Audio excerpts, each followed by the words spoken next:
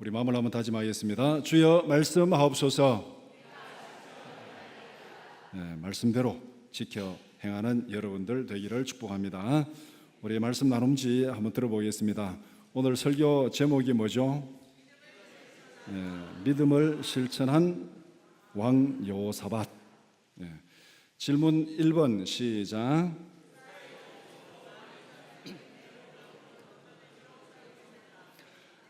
요사이 통속어로 많이 사용되는 내로남불은 어떤 의미로 사용됩니까? 내가 하면 로맨스고 남이 하면 불륜이다. 자신에게는 너무나도 관대하게 이 기준을 적용하고 남에게는 엄격한 기준을 적용해서 판단하는 이런 모순적인 그런 행동을 말합니다. 질문 2번 시작.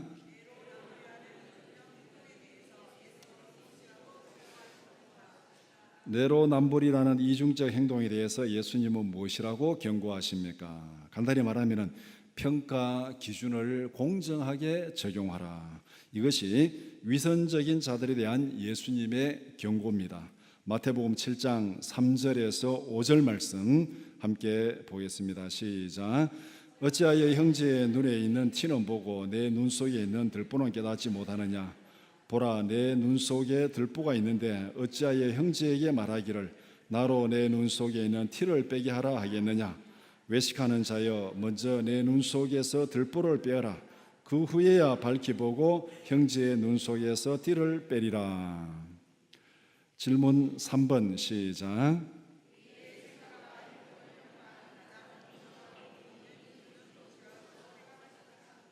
우리의 생각과 행동을 평가하는 가장 공정하고 권위 있는 기준은 무엇이라고 생각합니까? 나의 기준이 되니까 너가 문제가 되고 너의 기준이 되니까 내가 섭섭하고, 그러니까 나의 기준도 아니고 너의 기준도 아니고 뭐요? 하나님의 말씀이 기준이 되어야 됩니다. 웨스트민스터 신앙 고백서는 이렇게 고백합니다. 하나님의 말씀이 모든 생각과 행동과 삶의 유일한 법칙이다. 하나님의 말씀이 유일한 법칙이다. 말씀의 기준으로 돌아가자. 이것은 성경의 명령임과 동시에 종교개혁의 대원칙입니다. 전통과 경험이 아니라 하나님의 말씀에 근거해서 생각하고 말씀에 근거해서 행동하라는 것입니다. 이런 면에서 오늘 함께 읽은 역대하 17장은 여호사밧이 이 말씀의 기준을 어떻게 그의 믿음과 삶에 잘 적용했는지 우리에게 보여주는 말씀입니다. 역대하 17장은 여호사밧 왕의 종교 개혁에 대해서 말씀하고 있습니다. 여호사밧은 남쪽 유다 왕국의 네 번째 왕입니다. 이스라엘 나라가 이제 사울, 다윗, 솔로몬, 그 다음에 나라가 분열해 가지고 북쪽 이스라엘 왕국, 남쪽 유다 왕국. 여호사밧은 남쪽 유다 왕국의 네 번째 왕. 이 여호사밧이 왕위에 즉위할 때는 북쪽 이스라엘은 그 악명 높은 아합 왕이 다스리던 시대였습니다. 역대하 17장의 문맥은 대략 이렇습니다. 1절, 2절은 여호사밧의 행적을 간략하게 요약하고 3절부터 그 통치의 내용, 삶의 내용을 쭉 설명하고 있습니다. 여호사밧의 통치 행적은 17장에서부터 20장까지 그렇게 기록되어 있습니다. 17장은 초창기 여호사밧의 종교 개혁에 대해서 기록한 말씀이 오늘 우리가 함께 읽은 본문 말씀입니다. 본문을 세 개의 대지로 나누어서 함께 살펴보고자 합니다. 첫 번째는 믿음의 사람 여호사밧, 두 번째는 믿음의 통치자 여호사밧, 세 번째는 믿음의 사람이 받은 복. 첫 번째는 믿음의 사람 여호사밧입니다. 질문 11번 시작.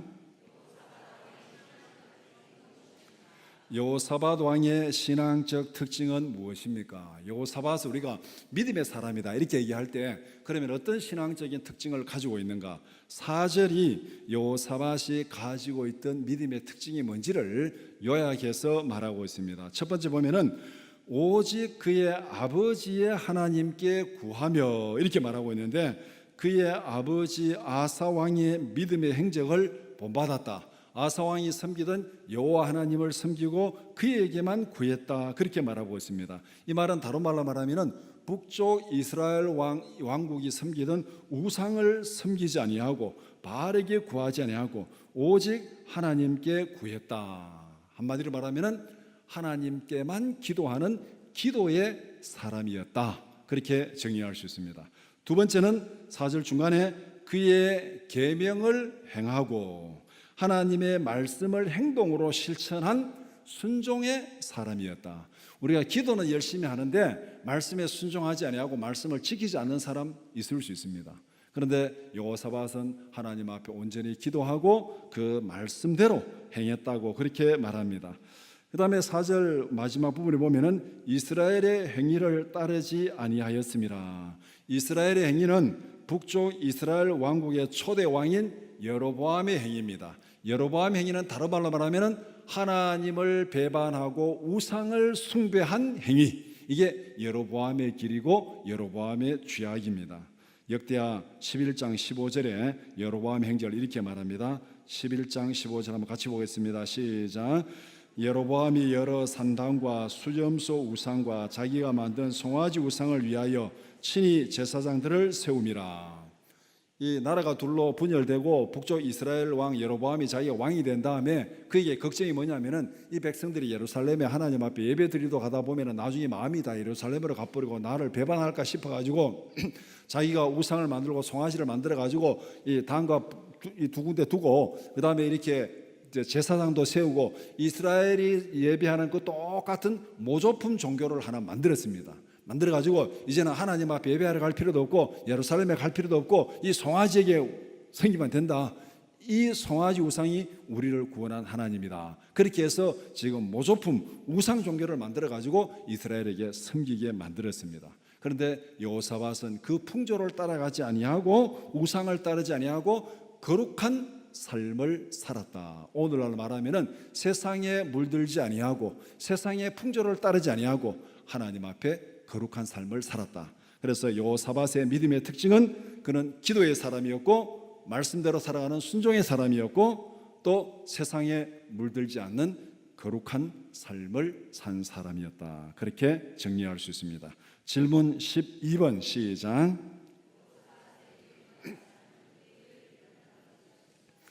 여호사밧의 믿음과 삶은 누구의 길을 본받은 것이었습니까? 역대하 17장 3절 한번 같이 보겠습니다. 시작. 여호와께서 여호사밧과 함께 하셨으니 이는 그가 그의 조상 다윗의 처음 길로 행하여 바알들에게 구하지 아니하고, 여기 보면은 다윗의 처음 길로 행하여 그의 조상 다윗의 처음 길로 행했다 그렇게 말합니다. 다윗은 하나님의 마음에 합한 자, 다윗의 처음 길은 하나님 앞에 온전히 순종하고 하나님의 뜻대로 살아간 삶 그렇게 말할 수 있습니다. 다윗의 인생 전체를 놓고 보면은 초반부는 정말 하나님 앞에 굉장히 고난 가운데서도 죽음 앞에서도 참 말씀에 순종하는 그 모습을 보여주는데 사람에게는 다 또 약점이 있죠. 또 이 티가 없는 사람이 없습니다. 다윗의 인생 후반부에는 크게 두 가지를 실수를 합니다. 하나는 우리아의 아내 바세바를 취하는 사건이고 이 일로 인해서 다윗이 엄청난 고난을 당하고 그 가정의 반역과 배신과 이 참 죽음이라는 엄청난 고난이 그에게 닥친 것이죠.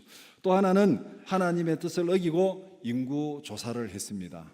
이 일로 인해 가지고 3일 동안 온역이 내려 가지고 백성들이 많이 죽는 그 사건이 벌어졌습니다. 이것이 다윗의 인생 후반부에 일어난 다윗의 실수였습니다. 그런데 전반부는 온전히 하나님 앞에 순종한, 그래서 다윗의 처음 길을 따랐다. 성경에서 왕들을 평가할 때 두 가지 평가 기준이 있습니다. 우리가 이 열왕기 상하, 역대 상하 읽으면은 그 사람이 그 사람이고 혀도 잘 안 돌아가는 왕들의 이름, 우리나라 이 조선시대 역사도 잘 모르는데 이스라엘 역사를 어떻게 알겠습니까? 그런데 거기 보면은 이 왕이 좋은 왕인지 나쁜 왕인지를 딱 평가할 때 간단히 평가하는 기준이 있습니다. 다윗의 길을 따랐다, 좋은 왕이에요. 다윗의 길을 따랐다, 좋은 왕. 그 다음에 여로보암의 죄악의 길을 따랐다, 여로보암의 길을 따랐다, 나쁜 왕. 이 두 가지 기준이 딱 생기는 거예요. 그래서 오늘 이 보면 여호사밧을 평가할 때 그는 다윗의 처음 길을 따랐다고 그렇게 말하고 있습니다. 역대하에서 다윗의 길을 따른 왕으로 평가받은 왕이 오늘 본문에 있는 여호사밧, 뒤에 히스기야, 그 다음에 요시야, 이런 왕들이 이 하나님 앞에서 다윗의 길을 따랐다, 그렇게 평가를 받습니다. 그러니까 여호사밧의 믿음과 삶은 그 다윗의 모습을 따라간 온전한 그런 믿음의 삶이었다, 그렇게 말합니다. 질문 13번 시작. 믿음의 사람 여호사밧에게 하나님은 어떻게 반응하셨습니까? 3절에 여호와께서 여호사밧과 함께 하셨으니, 하나님께서 함께 하셨다는 말은 그 안에 모든 것이 다 포함되어 있습니다. 성경에서 하나님이 함께 하셨다, 그 뒤에는 설명할 필요가 없습니다. 요셉은 하나님이 함께 하심으로 형통한 자가 되었고 축복의 통로가 되었습니다. 창세기 39장 2절 3절 함께 보겠습니다. 시작. 여호와께서 요셉과 함께 하심으로 그가 형통한 자가 되어 그의 주인 애굽 사람의 집에 있으니 그의 주인이 여호와께서 그와 함께 하심을 보며 또 여호와께서 그의 범사에 형통하게 하심을 보았더라. 요셉이 애굽의 노예로 팔려왔습니다. 그런데 하나님이 함께 하시니까 보디발의 집에서 형통한 자가 되었고, 하나님이 함께 하시니까 감옥에서도 형통한 자가 되었고, 하나님이 함께 하시니까 바로의 왕궁에서도 형통한 자가 되었고, 그래서 애굽을 다스리는 총리로서 그 세계를 구원한 위대한 정치 지도자가 되었습니다. 우리는 하나님이 함께 하심으로 죄 사함 받고 구원받은 줄 믿습니다. 마태복음 1장 23절 말씀 같이 보겠습니다. 시작. 보라, 처녀가 잉태하여 아들을 낳을 것이요 그의 이름은 임마누엘이라 하리라 하셨으니 이를 번역한즉 하나님이 우리와 함께 계시다 함이라. 성경은 처음부터 끝까지 하나님이 함께 계시면은 구원이고 형통함입니다. 하나님과 떠나고 하나님과 분리되면은 죽음이고 심판입니다. 그래서 오늘 본문에 믿음의 사람 여호사밧에게 하나님이 어떻게 반응하셨는가? 하나님이 그와 함께 하셨다. 이 안에 모든 것이 다 들어있습니다. 이 안에 들어있는 내용이 뭔지는 뒤에서 하나하나 설명합니다. 여호사밧은 믿음의 사람이었습니다. 하나님 앞에 기도하는 기도의 사람이었고, 말씀대로 살아가는 순종의 사람이었고, 북쪽 이스라엘 왕국의 우상을 따르지 않는, 세상에 물들지 않는 거룩한 삶을 살았습니다. 그러면 우리는 누구를 믿고 누구에게 기도하고 누구를 따라 살아가야 되겠습니까? 간단히 말하면 예수 그리스도를 믿고 예수님을 닮아가는 여러분들이 되기를 축복합니다. 에베소서 4장 11절에서 13절 함께 보겠습니다. 시작. 그가 어떤 사람은 사도로, 어떤 사람은 선지자로, 어떤 사람은 복음 전하는 자로, 어떤 사람은 목사와 교사로 삼으셨으니 이는 성도를 온전하게 하여 봉사의 일을 하게 하며 그리스도의 몸을 세우려 하심이라. 우리가 다 하나님의 아들을 믿는 것과 아는 일에 하나가 되어 온전한 사람을 이루어 그리스도의 장성한 분량이 충만한 데까지 이르리니. 우리가 신앙생활하면서 어떤 사람은 이런 은사로 저런 은사로 이렇게 수고하고 저렇게 봉사하고 충성하고 그렇게 살아가는 모습이 조금씩 다르지만은, 그러나 그 대원칙 목표는 뭐냐면은 예수 그리스도의 장성한 분량에 이르기까지 성장하는 것. 우리의 목표는 예수 그리스도를 닮아가는 것입니다. 우리의 인격이, 우리의 삶이, 우리의 기도가, 우리의 순종이 예수님을 닮아가는 여러분들이 되기를 축복합니다. 이것이 바로 믿음의 사람입니다. 두 번째는 믿음의 통치자 여호사밧. 우리가 개인적으로는 믿음을 잘 가지고 살아가지만은, 그러나 이 공적인 삶에 있어서 직장 생활하거나 아니면은 뭐 정치가로서 아니면은 경제인으로서 이 공적인 삶에서 믿음을 지킨다는 것 쉽지 않습니다. 그런데 여호사밧은 믿음의 사람이었고 그의 믿음을 공적인 왕으로서 통치 영역에 어떻게 믿음을 적용하고 실천했는가, 그것을 보여주는 것이 바로 믿음의 통치자 여호사밧입니다. 질문 21번 시작.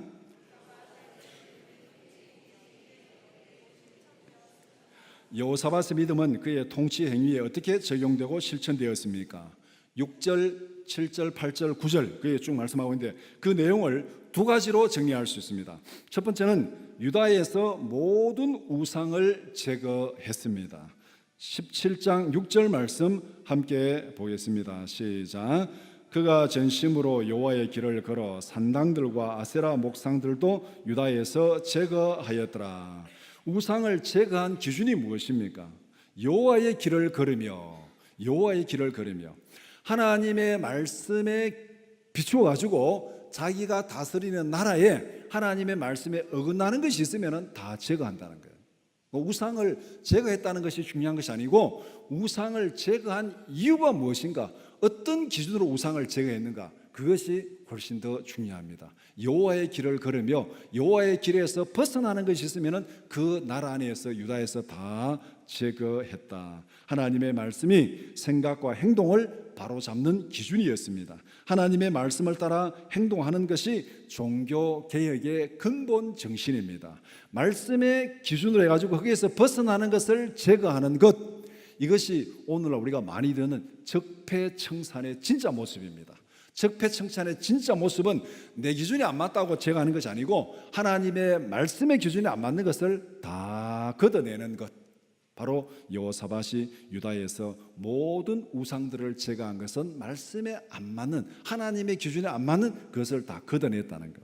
그 다음에 두 번째는 모든 백성들에게 하나님의 말씀을 가르쳤다. 7절, 8절, 9절 말씀, 각 지방마다 관리들을 보내서 백성들에게 하나님의 말씀을 가르치게 했습니다. 이렇게 본다면은 여호사밧의 통치 행위는 전형적인 종교 개혁자의 모습입니다. 하나님의 말씀의 기준을 따라서 모든 우상을 제거하고 백성들에게 하나님의 말씀을 가르쳐서 그대로 지키게 하는 그 모습, 이것이 바로 이 종교 개혁자의 모습. 그래서 우리 역사의 종교 개혁자들을 말할 때 쫙 그런 모습을 말하는데 그 전형이 오늘 본문에 있는 여호사밧의 모습이 종교 개혁자의 전형적인 모습입니다. 질문 22번 시작.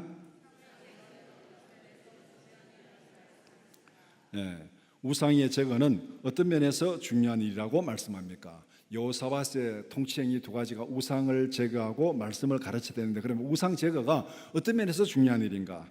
여호사밧이 우상을 제거한 기준을 오늘 본문에서 이렇게 말합니다. 3절 후반부와 4절 초반부에 보면은 바알들에게 구하지 아니하고 오직 그의 아버지 하나님께 구하며, 그의 마음이 하나님께 있고 하나님의 기준이죠. 그다음 6절에 가면은 여호와의 길을 걸어 산당들과 아세라 목상들도 유다에서 제거하였더라. 그러니까 이 우상을 제거한 기준은 철저하게 하나님의 말씀의 기준이에요. 하나님의 말씀에 벗어나면은 그것이 무엇이든지 다 제거했다는 것, 이것이 이 우상을 제거하는 그 통치 행위로서 우상을 제거하는 것이 굉장히 중요하다는 겁니다.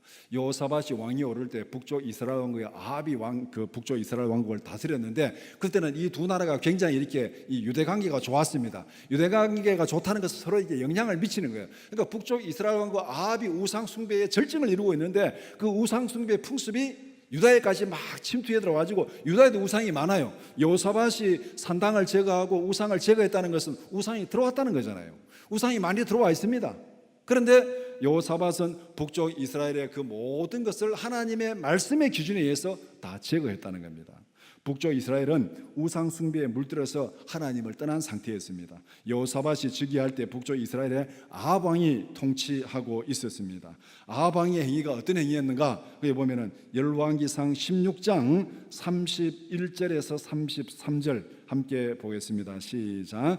느바세 아들 여로보암의 죄를 따라 행하는 것을 오히려 가볍게 여기며 시돈 사람의 왕 엣바알의 딸 이세벨을 아내로 삼고 가서 바알을 섬겨 예배하고 사마리아에 건축한 바알의 신전 안에 바알을 위하여 제단을 쌓으며 또 아세라 상을 만들었으니 그는 그 이전에 이스라엘의 모든 왕보다 심히 이스라엘 하나님 여호와를 노하게 하였더라. 이게 아합의 행위입니다. 아합이 이 시돈 왕 엣바알의 딸 이세벨과 결혼함으로써, 이 이세벨의 아버지 이름이 엣바알이잖아요. 엣바알. 이세벨과 결혼해가지고 이세벨이 바알 종교를 이스라엘에 가지고 들어왔습니다. 그래가지고 그 다음에 이 사마리아에 바알 신전을 세우고 거기에 바알과 아세라 상을 세우고, 그래 온 나라가 다 이 바알 아세라를 섬기는. 그래서 이 시대에 아합이 바알 종교를 이스라엘의 국교로 만들었습니다. 그러니까 앞에 행한 왕들보다 더 악하게 행동했다, 그렇게 말하고 있습니다. 그러니까 극도로 타락하고 극도로 우상숭배한 대표적인 왕이 아합 왕이에요. 그때 활동한 선지자가 누굽니까? 가장 능력 있는 선지자 엘리야입니다. 엘리야. 가장 타락한 왕을 대적하기 위해서는 가장 능력 있는 선지자가 가야 되잖아요. 그러니까 엘리야가 거기 갑니다. 엘리야의 행동이 많이 있지만 우리가 잘 다 접어두고, 하나 유명한 엘리야 사건이 뭡니까? 갈멜산에서 바알 아세라 850명과 엘리야가 대결하는 장면. 거기는 아합이 거기 있고 바알 아세라 선지자 850명 세워놓고, 그 다음에 둘이 제단을 만들어 놓고 기도해라, 너희들은 너희 신에게 구하고 나는 우리 하나님께 구하고, 불이 떨어지는 신이 진짜 신이다. 그렇게 해서 대결을 벌이고 이 엘리야의 제단에 하나님의 불이 떨어졌잖아요. 그때 엘리야가 백성들에게 뭐라고 말합니까? 오늘 너희들이 섬길 신을 택하라. 하나님을 섬기든지 바알을 섬기든지 오늘 너희 택할 신을 택하라고, 그렇게 거기에서 백성들에게 결단을 촉구하는 그 사건이 바로 유명한 갈멜산 사건입니다. 그러니까 여기서 여호사밧이 우상을 제거한다는 것은 어떻게 보면은 엘리야 선지자가 갈멜산에서 선포한 그 선포를 왕으로서 통치 행위에 직접 적용하는 거예요. 하나님을 섬길 건지 우상을 따라갈 건지, 하나님이냐 우상이냐 둘 중에 하나를 택하라, 그 결단을 지금 여호사밧은 순종하는 거예요. 그 나라에서 모든 우상을 다 제거하고 하나님만 따라가는 그런 모습을 보여주고 있습니다. 여호사밧은 바로 하나님 앞에서 결단하고 그 나라 전체가 하나님을 섬기는 그 일을 하고 있는, 그러니까 우상을 제거하는 일이 이런 면에서 굉장히 중요하다는 거예요. 나라 전체가 여호와를 섬길 거냐 여호와를 배반할 거냐, 이걸 결정하라. 여호사밧은 자기 행동을 분명히 결정하고 온 나라가 하나님께 집중하는 그런 행동을 했습니다. 질문 23번 시작. 종교개혁을 생활 속에 정착시키는 방법은 무엇입니까? 우리가 하나님 앞에 기도하고 우상을 제거하고 난리를 피웠습니다. 그리고 그 다음에 대충 또 지나가면은 또 원래대로 돌아가는, 그것이 우리의 삶의 모습인데, 그렇게 하나님 앞에 우상을 제거하고 돌아오고 바로 선 이 삶을 계속적으로 지속할 수 있는, 이 거룩한 삶, 믿음의 삶을 계속적으로 지속할 수 있는 방법이 무엇인가?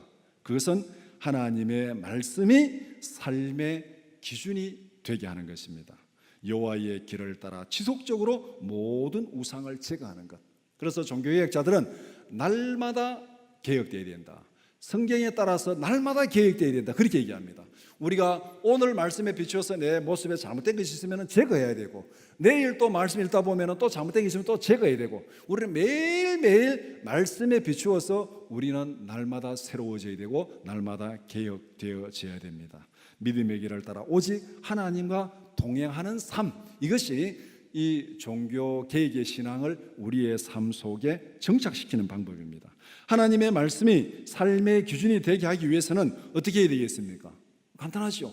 가르쳐서 지키게 해야 됩니다. 가르쳐서 순종하게 해야 되는 것. 그래서 여호사밧은 각 지방의 관리들을 보내서 백성들에게 말씀을 가르치게 했습니다.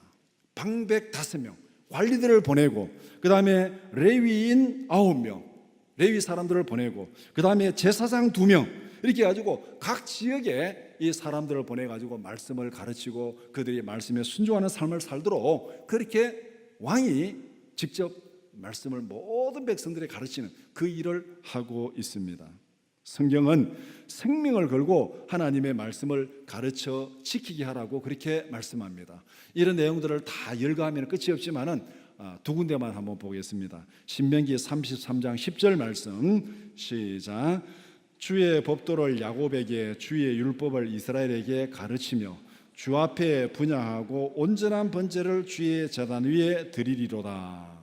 이게 신명기에서 레위 지파의 직무를 얘기할 때 이렇게 말씀했습니다. 온 백성들에게 말씀을 가르치고 하나님께만 제사를 드리라. 요 기준대로 지금 여호사밧이 그렇게 하고 있잖아요. 우상을 다 제거하고 하나님께만 번제를 드리고 하나님 말씀을 가르쳐가지고 모든 사람들이 그렇게 살아가도록 만드는 것. 마태복음 28장 20절 말씀 같이 보겠습니다. 시작. 내가 너희에게 분부한 모든 것을 가르쳐 지키게 하라. 볼지어다 내가 세상 끝날까지 너희와 항상 함께 있으리라 하시니라. 예수님의 마지막 유언적인 말씀입니다. 모든 것을 가르쳐 지키게 하라. 말씀을 따라 생각하고 말씀을 따라 행동하는 여러분들이 되기를 축복합니다. 이것이 바로 종교 개혁자의 모습, 종교의 원칙을 우리의 삶에 적용하는 것입니다. 여호사밧은 왕으로서의 통치 행위를 믿음으로 잘 실천을 했습니다. 또 진정한 개혁은 믿음을 생활 속에 구체적으로 적용하고 실천하는 것입니다. 자신의 믿음을 통치 행위에 실천한 여호사밧의 삶이 진정한 개혁자의 모습입니다. 야고보서는 행함이 없는 믿음은 죽은 것이라고 그렇게 말씀합니다. 야고보서 2장 17절 시작. 이와 같이 행함이 없는 믿음은 그 자체가 죽은 것이라. 야고보서 2장 26절 말씀 시작. 영혼 없는 몸이 죽은 것 같이 행함이 없는 믿음은 죽은 것이라. 행함이 없는 믿음은 죽은 것이라. 우리는 교회 안에서만 성도가 되어서는 안 됩니다. 예배 시간에만 성도가 되어서는 안 됩니다. 교회 안에서 예배 드릴 때는 굉장히 믿음이 좋은 것 같고 정말 열정이 있는 것 같은데 교회 문 밖을 나가고 직장에 가면은 이 사람이 예수 믿는 사람인지 안 믿는 사람인지 전혀 구분이 안 됩니다. 그러면은 이것은 야고보서의 기준으로 말하면 죽은 믿음이에요. 죽은 믿음. 행함이 없는 믿음은 죽은 믿음입니다. 삶의 현장에서 믿음을 실천하는 우리 모든 성도들이 되기를 축복합니다. 여호사밧은 그런 면에서 온전한 왕으로서 자기 통치 행위에 자기가 믿고 고백하는 걸 그대로 생활로 실천한 그런 개혁자의 모습을 보여주었습니다. 이런 삶이 세상의 빛과 소금으로 살아가는 삶입니다. 세 번째는 믿음의 사람이 받은 복입니다. 질문 31번 시작.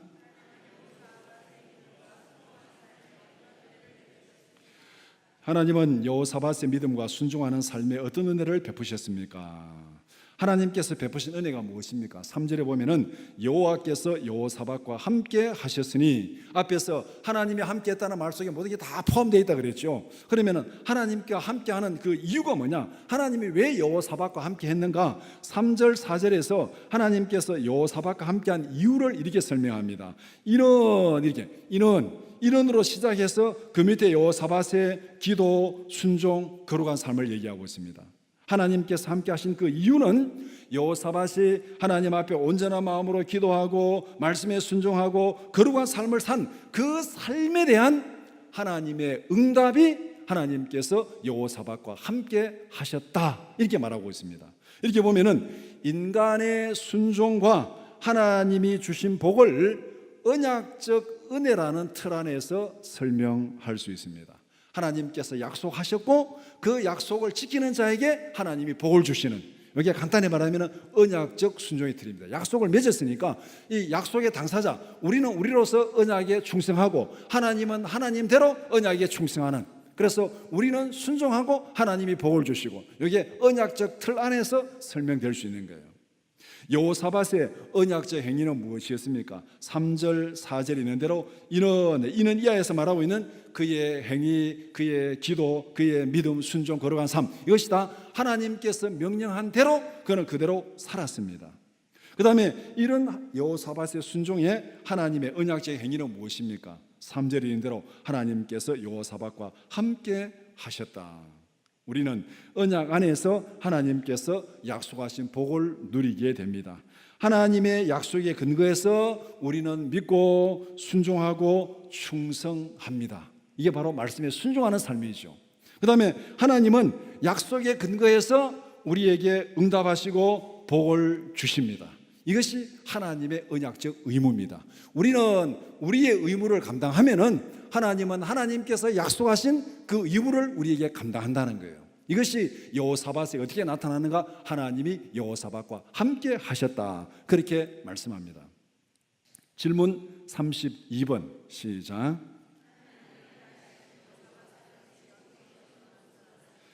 하나님의 함께 하심은 여호사밧의 통치의 어떤 모습으로 나타났습니까? 왕으로서 지금 우상을 척결하고 적폐청산하고 이렇게 하면은 이 백성들이 반발이 생길 수 있습니다.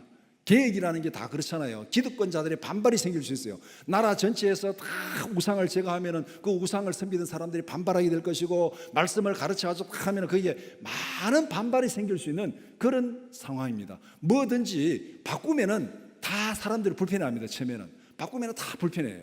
불편하다는 것은 다 거기에 반발이 생깁니다. 그런데 하나님께서 이런 여호사밧의 개혁에 하나님께서 어떻게 응답하시고 복을 주셨는가?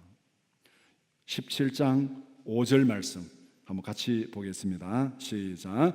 그러므로 여호와께서 나라를 그의 손에서 견고하게 하심에 유다 무리가 여호사밧에게 예물을 드렸으므로 그가 부귀와 영광을 크게 떨쳤더라. 여기 보면은 하나님의 함께 하심이 여호사밧의 통치행위에, 왕으로서 통치행위에 어떻게 복을 주셨는지 이 17장 5절에서 세 가지를 얘기할 수 있습니다. 첫 번째는 여호사밧의 왕권을 든든히 세워 주셨습니다. 나라를 그의 손에 견고하게 하셨습니다. 엄청난 계획을 하는데 사람들이 반발하는 것이 아니라 왕권이 더 굳건하게 세워지는 그런 은혜로 하나님께서 주셨어요. 여호사밧이 즉위할 때는 그의 아버지 아사 왕이 병이 들어가지고 죽기도 전에 여호사밧이 왕으로 즉위했습니다. 그래서 3년 동안 아사가 이 병중에서 섭정을 하는데, 이거는 다른 말로 말하면은 왕권이 굉장히 위험한 상황입니다. 나라 이 왕이 병들어가지고 제대로 왕의 구실을 못하니까 아들을 세워가지고 섭정하는 이런 상황, 왕권이 흔들리는 그런 상황에 여호사밧이 지금 왕이 되었는데, 하나님께서 그 여호사밧의 순종 철저한 그 계획을 보고 하나님께서 나라를 그의 손에 견고하게 세웠다. 그 다음에 두 번째, 백성들로부터 존경을 받는 왕이 되었습니다. 백성들이 왕에게 자발적으로 예물을 드렸다, 그렇게 말하고 있습니다. 왕이 막 빼앗아오는 것이 아니고 착취하는 것이 아니고, 이 방백들이, 백성들이 자발적으로 왕에게 예물을 드린다는 것은 진심으로 존경을 받는 그런 왕이 되었다는 것이죠. 그 다음에 부귀와 영화를 크게 떨쳤다. 5절 후반부에 그래 말하고 있잖아요. 어떻게 보면은 다윗과 솔로몬의 버금가는 그런 부귀와 영화를 누린 왕이 되었다, 그렇게 말합니다. 하나님이 함께 하심으로 형통한 자가 되었고, 하나님이 함께 하심으로 백성들로부터 존경을 받는 그런 축복의 통로가 되었습니다. 질문 33번 시작. 하나님의 함께 하심은 국제 관계에서 어떤 모습으로 나타났는가? 내부적으로 잘 다스려도 국제 외교를 잘못하고 또 국가에 전쟁이 나고 이러면 이게 또 문제가 심각하잖아요. 그런데 하나님께서 이 국제 관계 앞에 이 17장 5절은 이 국내적으로 하나님이 어떻게 복을 주시는지를 설명했고, 그 다음에 국제적으로 하나님께서 어떻게 복을 주시는가? 첫 번째는 하나님께서 주변국에 두려움을 주었습니다. 17장 10절 말씀 함께 보겠습니다. 시작. 여호와께서 유다 사방의 모든 나라에 두려움을 주사 여호사밧과 싸우지 못하게 하시매. 주변 나라들에게 여호사밧에 대한 두려움을 줬어요. 감히 여호사밧을 넘보지 못하고 전쟁할 생각도 못하고 침략할 생각을 못하게 만든 거예요. 그러면 어떻게 되는 겁니까? 자동적으로 나라가 편안한 거죠. 전쟁이 없습니다. 아무런 주위의 나라가 이 여호사밧과 전쟁할 엄두를 못 내고 침략할 엄두를 못 낼 정도로 하나님께서 그들에게 두려움을 준 거예요. 그러니까 나라가 편안하게 굳게 세워져 가는 것. 그 다음에 주변 나라들이 여호사밧에게 조공을 바쳤습니다. 11절 말씀이 바로 그 내용이에요. 주변 나라들이 여호사밧을 두려워하니까 침략할 엄두를 못 낼 뿐만 아니라 다른 면으로 여호사밧이 우리를 침략해 오면 우리는 큰일 난다. 그럼 어떻게 되겠습니까? 나라 관계를 좋게 만들어야 되잖아요. 좋게 만들려면 조공을 바치는 거예요. 조공을 바치는 거. 조공을 바치면서 우리 침략하지 말아라. 우리 좋게 지내자. 이렇게 하니까 주변 나라들이 조공을 바치는 겁니다. 그러니까 나라는 점점 더 부강해지는 거죠. 전쟁이 없고 평안한 데다가 주변 나라에서 조공을 바치니까 나라는 더 부강해지는 것. 그 다음에 세 번째는 나라의 안전을 위해서 국방력을 튼튼하게 만들어갑니다. 12절에서 19절까지가 그 내용입니다. 우리 12절 말씀 함께 보겠습니다. 시작. 여호사밧이 점점 강대하여 유다의 견고한 요새와 국고성을 건축하고, 하나님께서 믿음의 사람 여호사밧을 강대하게 세워주셨습니다. 순종하고 기도하고 거룩하게 살아가니까 하나님이 국내적으로 든든히 세워주시고 국제적으로도 든든히 세워주시고 나라가 강대하고 나라가 부해지고 그런 모습을 보여줍니다. 이 모습이 시편 127편 1절에 있는 모습 그대로입니다. 시편 127편 1절 한번 같이 보겠습니다. 시작. 여호와께서 집을 세우지 아니하시면 세우는 자의 수고가 헛되며 여호와께서 성을 지키지 아니하시면 파수꾼의 깨어있음이 헛되도다. 이 모습대로 하나님께서 여호사밧에게 복을 주신 거예요. 여호사밧의 집을 든든히 세워주시고 그 나라를 부강하게 만들어주시고 주변 나라들이 감히 엄두도 못하게 그렇게 강력하게 세워주셨습니다. 하나님이 함께 하시는 이런 은혜를 누리는 여러분들이 되기를 축복합니다. 언약적 의무에 충성하라. 그러면 하나님께서 언약에 근거하여 은혜를 베푸십니다. 이것이 우리가 누리는 복입니다. 우리의 언약적 의무는 무엇입니까? 하나님의 말씀을 믿고 순종하라. 하나님의 약속을 믿고 그대로 실천하라. 그러면 하나님의 언약적 의무는 무엇입니까? 약속하신 대로 우리를 구원하시고 지키시고 응답하시고 채워주십니다. 유월절 언약, 하나님께서 모세를 통해서 어린 양의 피를 무설주에 바르라. 그러면 죽음을 당하지 않으라. 그걸 믿고 피를 발랐더니 죽음의 사자가 지나갔어요. 그 다음에 그거 믿지 않고 그렇게 하지 않은 사람은 죽음을 당했습니다. 이게 언약적 관계예요. 예수님의 십자가 언약, 새 언약, 예수님의 십자가의 대속의 은혜를 믿으면 죄사함 받고 구원 받는다. 그대로 믿으면 구원 받는 거예요. 믿지 않으면 영원한 멸망, 영원한 죽음입니다. 이것이 바로 언약적 틀 안에서 설명되는 우리의 은혜와 복입니다. 하나님의 약속을 믿고 실천하는 믿음의 사람들이 되기를 축복합니다. 말씀을 정리해 봅시다. 여호사밧은 진정한 개혁자의 삶을 살았습니다. 하나님의 말씀에 근거하여 진심으로 여호와의 길을 따랐습니다. 하나님의 언약에 충성하는 것이 종교개혁의 근본 정신입니다. 종교개혁은 한편으로 보면 굉장히 크고 위대한 일입니다. 종교개혁을 하다가 화형에 당해 죽기도 하고 전쟁하기도 하고 쫓겨가기도 하고 이런 일, 우리가 어떻게 감히 그 일을 할 수 있겠습니까? 정말 크고 위대한 일입니다. 그러나 다른 한편으로는 종교개혁은 지극히 단순하고 일상적인 일입니다. 진정한 개혁은 생활 속에서 하나님의 말씀을 실천하는 것, 이게 종교개혁의 근본 정신입니다. 우리가 종교개혁의 역사적 사건을 보고 그걸 바라보는 게 중요한 것이 아니고 종교개혁의 정신이 뭐냐, 그 정신을 우리의 삶의 현장에서 실천하는 것, 그것이 진짜 종교개혁자입니다. 생활 속에서 말씀을 실천하는, 이것이 전심으로 여호와의 길을 따르는 것이고 이것이 다윗의 길을 따라 행하는 것입니다. 우리는 모두가 하나님의 언약 안에 있는 축복의 통로입니다. 우리가 복음서 볼 때 언약 안에 있는 축복의 통로라고 그렇게 노래도 부르잖아요.